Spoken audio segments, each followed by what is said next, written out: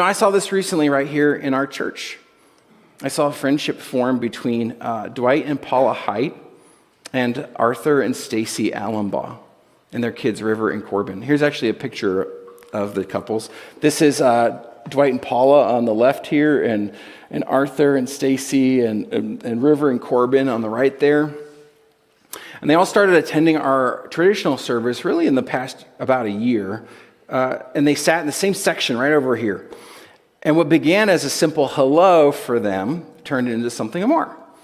They had a few friendly conversations, they shared a laugh or two, and then before long, Dwight and Paula invited the Allenbaughs to their home.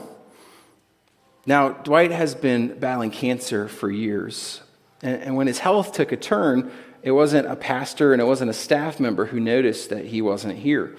It was Arthur and Stacy who noticed that he wasn't here. They were looking for Dwight and Paula every Sunday.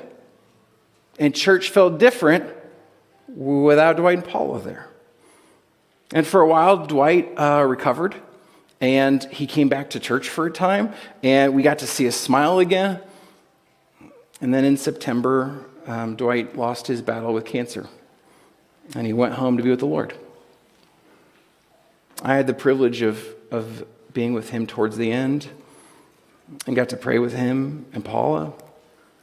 As I left the house, the first thing I did was I texted Arthur, because I knew that Dwight wasn't just a familiar face to Arthur. He wasn't just the chatty guy who sat behind him. He was a friend. Someone they showed up for, someone they cared about. And now each week, Paula has still been coming to church. And you know where she sits? She sits with Arthur and Stacy and Corbin and River. Friends, this is what the church looks like when it's working.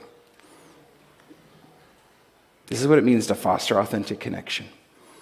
It's not just potlucks and shared interests, but it's someone who cares that you're there.